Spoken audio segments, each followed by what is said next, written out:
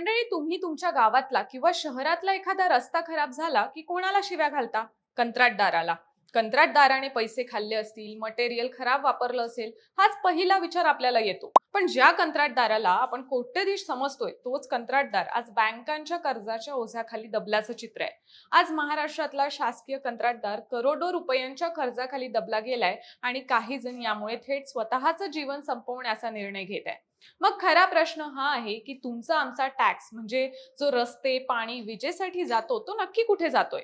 मुंबई गोवा राष्ट्रीय महामार्ग, पनवेल ते सिंधुदुर्ग या 466 किलोमीटरच्या चौपदरीकरणाचं काम, अनेक ठिकाणी सर्व्हिस रोड आणि उड्डाण पुलांची रखडलेली कामं, नुकतंच चर्चेत आलेला दहिसर पूर्व ते भाईंदर दरम्यानचा 4 पदरी पूल जो पुढे जाऊन अचानक 2 पदरी होतो, हे सगळं पैशांच्या अभावामुळे होतंय का, असाही प्रश्न आता निर्माण होतोय.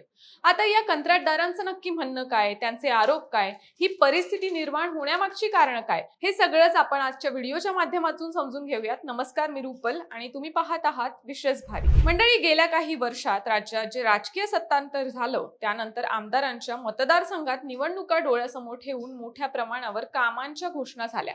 प्रत्यक्षात तिजोरीत पैसे नसतानाही टेंडर्स काढली गेली. पुढे कंत्राटदारांनी बँकांकडून कर्ज काढून ती कामं पूर्णही केली. पण आज बिल मागायची वेळ आली तर सरकारी तिजोरी रिकामी आहे असे आरोप सरकारवर होताना दिसतात. काही कंत्राटदार संघटनांनी 40 ते 50% रक्कम कमिशन म्हणून मागितली जात असल्याचा गंभीर आरोप केलाय. कोल्हापुरात महाराष्ट्र राज्य शासकीय ठेकेदार महासंघाचं अधिवेशन पार पडलं. त्यात पत्रकार राहुल कुलकर्णी यांनी कंत्राटदारांची मतं जाणून घेतली. तेव्हा या कंत्राटदारांनी सरकारवर अनेक आरोप केले. त्यांनी थेट सांगितलं की मंत्रालयापासून ते स्थानिक पातळीपर्यंत भ्रष्टाचाराचे इन्स्टिट्यूशनलायझेशन झालंय. पूर्वी मंत्रालयात बिलांवर 2% कमिशन चालत होतं, ते आता 5 ते 60% गेलंय आणि यात इंजिनियर, क्लर्क, ऑडिटर आणि स्थानिक पुढाऱ्यांचा वाटा वेगळाच राहिला, असाही आरोप होतोय. या कंत्राटदारांनी आणखी एक गंभीर आरोप केलाय. ते म्हणाले, निवृत्त PWD अधिकाऱ्यांची सिंडिकेट सक्रिय असल्यानं ते राजकीय नेत्यांच्या मदतीने फक्त मोठ्या कंपन्यांची आणि आमदारांच्या खास माणसांची बिलं पास करून घेतात. मंडळी, काही महिन्यांपूर्वीच महाराष्ट्रातील एका बड्या कंत्राटदार संघटनेने थेट राज्यपालांना पत्र लिहून 40 ते 50% कमिशन दिल्याशिवाय फाईल पुढे सरकत नसल्याचा आरोप केला होता. जेव्हा एखादा लहान कंत्राटदार 50% रक्कम कमिशन, GST, इन्कम टॅक्स आणि बँकेच्या व्याजात गमावतो, तेव्हा त्याच्याकडे कामासाठी उरतात फक्त 40 ते 50% पैसे. मग रस्त्याचा दर्जा चांगला कसा राहणार, विकास कामे घडणार नाही तर काय होणार, असेही कंत्राटदारांचे मत आहे. सचिन चेसर नावाच्या एका कंत्राटदाराने 2.25 कोटी रुपयांचं काम केलं. 90 लाखांचं बिल थकीत असताना सरकारने त्याच्या हातात भीक दिल्यासारखे 3.5 लाख रुपये दिल्याचं त्याने सांगितलं. एका तरुण सिव्हिल इंजिनियरने सांगितलं की त्याचं सरकारी कामातलं पहिलं काम होतं. बँक लोन मिळत नव्हतं म्हणून त्याने स्वतःच्या आईचं 4 तोळे सोनं आजरा अर्बन बँकेत 12% व्याजाने गहाण ठेवलं. रस्ता पूर्ण केला. आज 1.5 वर्ष झालं काम पूर्ण होऊन LPRS प्रमाणपत्र मिळालंय, पण बिल आलेलं नाहीये. आज तो नफा विसरून फक्त सोनं सोडवण्यासाठी व्याजाचे हप्ते भरतोय. अनेक कंत्राटदारांवर 3 कोटी ते 25 कोटी रुपयांचं कर्ज असल्याचं या सर्व कंत्राटदारांचं सांगणं आहे. महिन्याला 15 लाख रुपये फक्त EMI भरण्यात जातोय. बँकांनी कंत्राटदारांची खाती NPA म्हणजेच नॉन परफॉर्मिंग ऍसेट म्हणून घोषित केली असून त्यांची घरे, RMC प्लांट आणि क्रशर जप्त करायला सुरुवात केली आहे. कंत्राटदार हर्षद पाटील यांनी यामुळे स्वतःचं जीवन संपवल्यानंतर हे प्रकरण आता उघडपणे समोर येताना दिसत आहे आणि कंत्राटदारही आपल्या व्यथा पुढे येऊन सांगत आहे. पण या परिस्थितीला कोण कारणीभूत आहे? तर मंडळी, कंत्राटदारांचा रोख थेट सरकारच्या मोफत योजनांकडे आहे. मोठ्या प्रकल्पांसाठी, कुंभमेळ्यासाठी हजारो कोटी रुपये एका रात्रीत उपलब्ध होतात, तर गावागावात नळ जोडणी आणि रस्ते बांधणाऱ्या लहान कंत्राटदारांचे पैसे द्यायला निधी का नाही, असा त्यांचा सवाल आहे.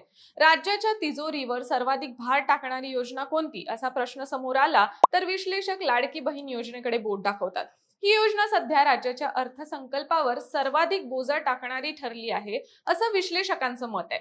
अधिवेशनातील कंत्राटदारांनी सांगितले की सरकारच्या या मोफत पैशांच्या योजनांमुळे स्थानिक मजूर आणावे तरी कुठून?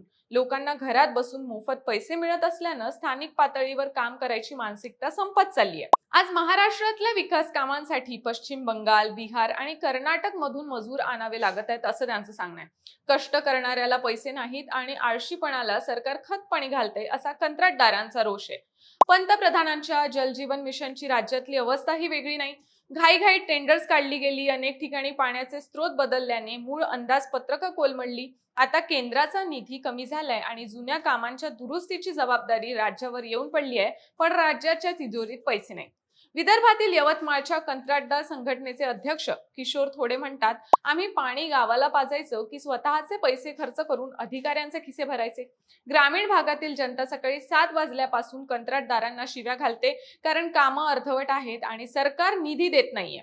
ते म्हणाले, परिस्थिती इतकी हाताबाहेर गेली आहे की नागपूरच्या कंत्राटदार संघटनेने थेट नागपूर हायकोर्टात जनहित याचिका दाखल केली आहे. जर सरकारकडे पैसे नसतील तर त्यांनी नवीन कामांची टेंडर काढू नयेत आणि जुनी बिलं तात्काळ द्यावीत, अशी त्यांची मागणी आहे. नागपूरमध्ये कंत्राटदारांनी देवाभाऊ पैसे द्या म्हणून आरबीआय चौकात भीक मागो आंदोलन करून तो निधी सरकारला पाठवला होता. हे चित्र प्रगत महाराष्ट्रासाठी निश्चितच चिंतेचं आहे. आता या कर्जाची आकडेवारी जाणून घेणं ही तितकंच महत्वाचं आहे. विविध माध्यमांनी दिलेल्या वृत्तानुसार आणि महाराष्ट्र कंत्राटदार महासंघाच्या आकडेवारीनुसार राज्यभरातील थकीत बिलं जवळपास 96,000 कोटी रुपयांच्या घरात पोहोचली आहेत. याआधी कंत्राटदारांनी थेट हायकोर्टात धाव घेत 89,000 कोटी रुपयांच्या थकबाकीचा मुद्दा मांडला होता. नागपूर सर्कलमध्ये फक्त एका ठिकाणीच 2,364 कोटी रुपये थकीत असून त्यातले फक्त 465 कोटी रुपये दिले गेले, असं नागपूर कंत्राटदार संघटनेने जाहीरपणे सांगितलंय. याच आर्थिक ताणामुळे राज्यातील जवळपास 3 लाख कंत्राटदारांनी एप्रिल 2026 पासून टप्प्याटप्प्याने काम बंद आंदोलन सुरू केलंय.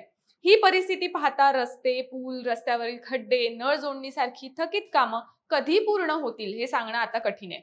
बाकी याविषयी तुम्हाला काय वाटतं? सरकारच्या मोफत योजनांमुळे विकास कामांचा बळी दिला जातोय का? तुमचं मत आम्हाला कॉमेंट्समध्ये नक्की सांगा आणि विशेष भारीच्या YouTube चॅनलला सबस्क्राईब करायला विसरू नका.